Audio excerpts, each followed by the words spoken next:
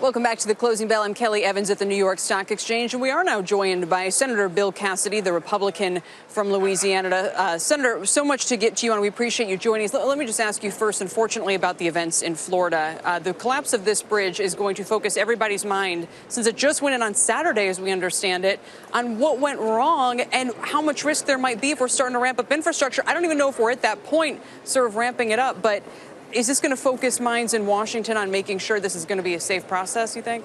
Well, this is a bridge that was put in place in one day. Clearly a new design. The new design clearly does not work.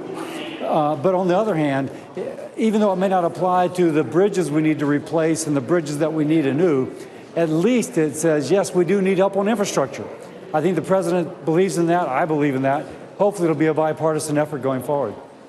No, and I know there's money already going into it, but again, this is a reminder of the risks that do come with that. Look, we brought you here, and we're going to go to that press conference when it does begin to hopefully get more information about what just happened. But we did bring you here to talk today about banking. And last night, the Senate did clear some legislation there. But is Jeb Hensarling, is this now, are we moving back, and are we waiting, or is he going to add different provisions here? What's your understanding, sir, of where this stands? I don't know what's going to happen in the House. Who knows what's going to happen in the House? No one ever knows what's going to happen in the House. On the other hand, that which passed in the Senate was able to pass the Senate. I think it ended up having 16 Democratic votes, strong bipartisan. So whatever comes back, I'm thinking may look like what the Senate passed, even if it has minor tweaks, because it took a heck of a lot of effort to get to the point where we did. So I think it may end up looking like what we passed. Why isn't Chuck Schumer out there railing against this thing? There's been how many Democrats supported it? Something like 17? It's dividing the party, their party, isn't it? It really is. On the other hand, it helps Main Street. It helps those smaller community banks, which since Dodd-Frank passed, have dramatically decreased in number. By the way, since Dodd-Frank passed, bigger banks have gotten bigger. And so the kind of opposite intent of what the law was passed to do. So I think it will help Main Street. It will help smaller communities like my state in Louisiana. We should all be for it. Maybe Elizabeth Warren says she can't be for it, but she should be. No bill's ever perfect. What would you change here if it does go back through the process? Again, I like more latitude for the smaller banks. Right now, their marginal cost of compliance with regulations dramatically decreases their ability to tend to loans, prospect for loans, and have the money available for loans. I want lending to be happening in smaller communities. They've suffered over the last 8 to 10 years. They need to prosper. I would like more done, even more so done for the smaller banks. You concerned because we're going to, on Friday, I guess that's tomorrow now, it's going to be 10 years since the last financial crisis really started. And today, Greg Ipps in the Journal writing about, how there's signs that another one could be building up here. People are going to look back, point to this and say, this bill did it, this deregulation, it caused the next one.